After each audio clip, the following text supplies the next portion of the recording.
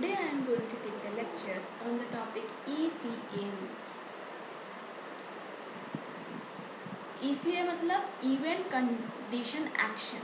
Okay, so simple अगर term से बात करें तो कोई भी इवेंट होता है, एक्शन के टाइम पर उसे क्या कंडीशन हो रही होती है, ये उसका सिंपल मतलब हुआ, राइट. सो जो EC है, it is a shortcut for referring to the structure of active rules in event driven architecture and active database system.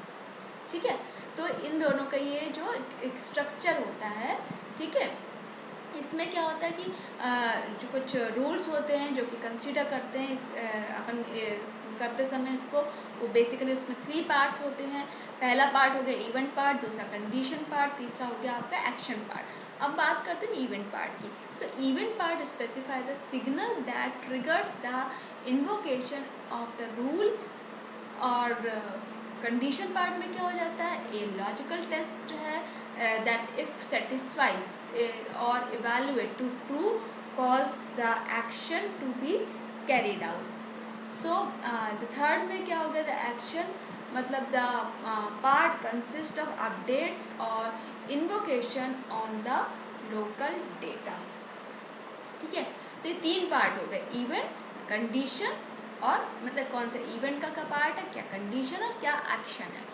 अब ये जो स्ट्रक्चर है वो किसके लिए, this is use by the early research in active data. पहले active database होता था, उसमें जो पहले के रिसर्चर होते थे उसमें यूज़ करते थे कि जहाँ पे क्या है, which started to use the term, जहाँ वहाँ से ये टर्म आई ECA. ठीक है, करंट स्टेट जो है, current state of the art जो ECA रूल की है इंजन की, ये बहुत सारे इसमें इसके स्ट्रक्चर में वेरिएशंस आए हैं. ठीक है, और कुछ अदर फीचर्स जो कि पहले कंसिडर नहीं थे उस रिसर्च में, वो भी इंट्रोड्यूस हुए हैं. जैसे कि strategies of event selection into the event part, क्या कि इवेंट पार्ट का सिलेक्शन करेंगे उसकी क्या स्ट्रैटेजी होगी. अब हम बात करते हैं डेफिनेशन की. तो ये जो an ECA rule has 3 parts, an event, condition and action.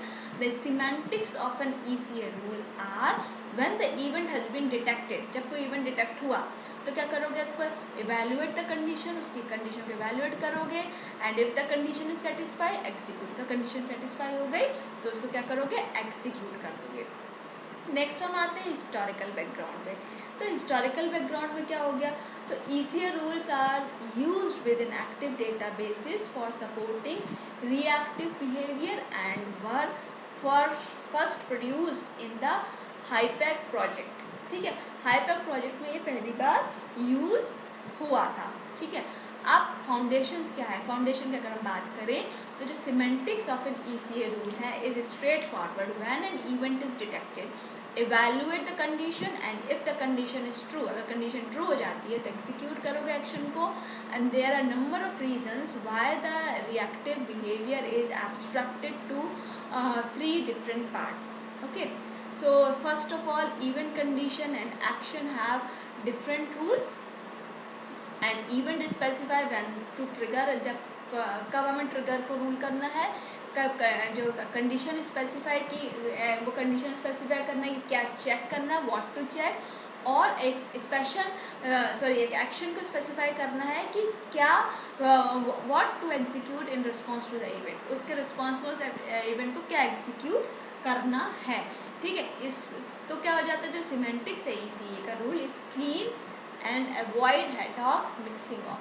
ठीक है, अब बात करते हैं ECA rules for business process models, business process benefits. ठीक है, इसमें क्या हो गया कि जो ECA रूल्स हैं वो approach for specific business purposes can have the following advantage. अगर बिजनेस पर्पसेस के अगर उस पर अप्रोच करते हैं तो उसके कुछ एडवांटेज होते हैं, जैसे कि requirements are frequently specified in the form of rules expressed in either a natural or formal language. In particular business rules, legislative rules or contractual rules. और अगर हम बात करते हैं रिक्वायरमेंट्स ऑन बिजनेस प्रोसेसेस की, तो we often find ECA rules such as a credit card application will be granted if the applicant has a monthly income of more than EUR 1500 and no outstanding debit condition.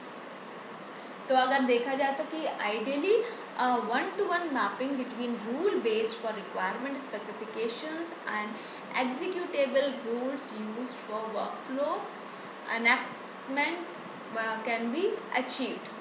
Enhancement to be can be achieved. दूसरा आता है कि EC जो rules होते हैं flexible nature होता है उसका, ठीक है, तो they are easy to adapt, alter and maintain as requirements change, which is quite frequently the case for business processes. Even more, many rule engine allow rules to be added, modified or deleted on the fly, that is without interrupting running processes. अब बात करते हैं third advantage की. इसमें क्या हो गया आपका कि जो रिएक्टिव रूल्स है, स्पेशली जो ईसीए रूल्स है, वो they are easily integrate with other kinds of rules which are commonly use in business application. जो बिजनेस एप्लीकेशन बहुत ज़्यादा यूज़ होते हैं उसमें क्या आराम से क्या हो जाते हैं, इंटीग्रेट हो जाते हैं, ठीक है. जो क्या बोलते हैं, और जैसे कि आपका एग्जांपल के तौर पर देखो डिडक्टिव रूल्स, जैसे rules expressing views over data और rules used for reasoning with data, and normative rules, that is rules expressing conditions that data must filling, also called integrity constraint. So methods for automatic verification and validation of rule set have been well studied in the past and can be applied. जो पहले से verify validate हो चुके होते हैं past में, उसको ही वो सही से पढ़ते हैं और आगे वो अप्लाई करते हैं, ठीक है. और एडवांटेज उसका ये होगा कि rules can be managed in single rule base as well as distributed in several rule base, ठीक है. तो जो इसके बाद जो एडवांटेजेस होता है क्रॉस एंटरप्राइज प्रोसेस का, where there is no central instance, जैसे कि वर्क फ्लो मैनेजमेंट सिस्टम है, executing and monitoring processes. Fifth में क्या हो गया, in an active central control flow activities are started as reaction to the successful or unsuccessful completion to another activity. तो जो reactions to intermediate states of activities हैं वो typically support नहीं करती, ठीक है. तो जो ECA rules के साथ अगर हम दूसरे events को emphasize करेंगे तो हम देखेंगे कि ये ज़्यादा flexible हैं, किस तरह से कि उसमें control flow का वो अच्छे से जिसका specify कर पाओ कि अगर कोई appropriate event generate हुआ है उसकी एक्टिविटी के लिए, एक्टिविटी के द्वारा, अब कुछ चैलेंजेस होते हैं फॉर रियलाइजिंग बिजनेस प्रोसेसेस के, ठीक है. And what are those challenges? First is a control flow. Control structures are the core elements of every business process modelling, ठीक है. ये क्या करेगा, टेम्परल और लॉजिकल डिपेंडेंसीज डिस्क्राइब करेगा इनके बीच में जितनी भी एक्टिविटीज़ हो रही है. और वो एक्टिविटीज़ कौन सी होंगी?